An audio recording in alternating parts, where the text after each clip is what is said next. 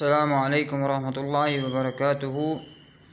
یہ پچھلے سبق کا ہی حصہ ہے، اسماء الاشارہ للقریب للمؤنث۔ پچھلے سبق میں ہم نے پڑھا تھا اسماء الاشارہ للقریب للمذکر تھا، اور یہاں پہ آج ہم نے اسماء الاشارہ للقریب المؤنث پڑھنا ہے۔ مؤنث کے لیے 3 صیغے ہیں اور مذکر کے لیے بھی 3 صیغے ہیں۔ مذکر کے لیے جو 3 صیغے ہم نے پڑھے تھے وہ تھے ھذا، ھذانی، ھؤلائی، اور آج جو ہم پڑھ رہے ہیں اس میں بھی 3 صیغے ہیں مؤنث کے، ھذہ، ھاتانی اور ھؤلائی۔ یہ 6 صیغے جو ہیں آپ لوگوں نے اچھی طرح زبانی یاد کرنے ہیں، اور ان کا استعمال بھی دیکھ لیں کس طرح ہم نے اس کو استعمال کرنا ہے۔ چلیں آئیے ہم دیکھتے ہیں کیسے ان کو استعمال کرنا ہے۔ ھذہ سنگولر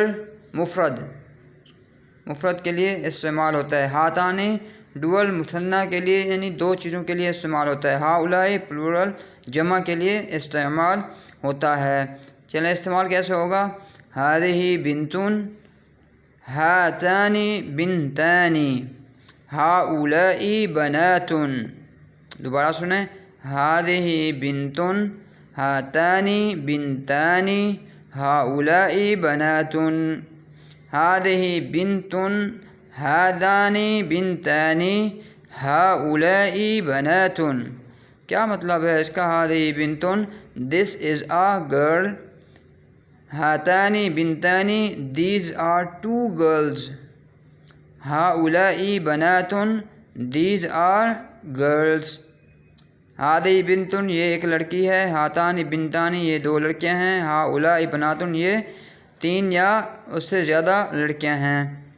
ما معنی بنتن؟ بنتن معنی ہے ابنتن، معنی ہے لڑکی یا بیٹی۔ یہ لڑکی اور بیٹی دونوں کے لیے استعمال کیا جا سکتا ہے۔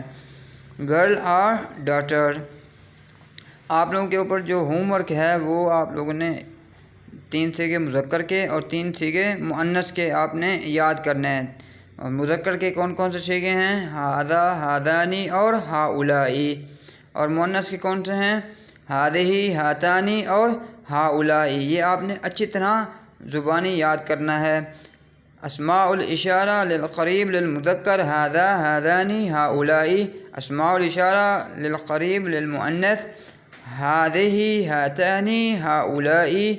الی اللقاء انشاءاللہ اگلے سبق میں ہم ملیں گے، تب تک کے لیے اجازت دیں۔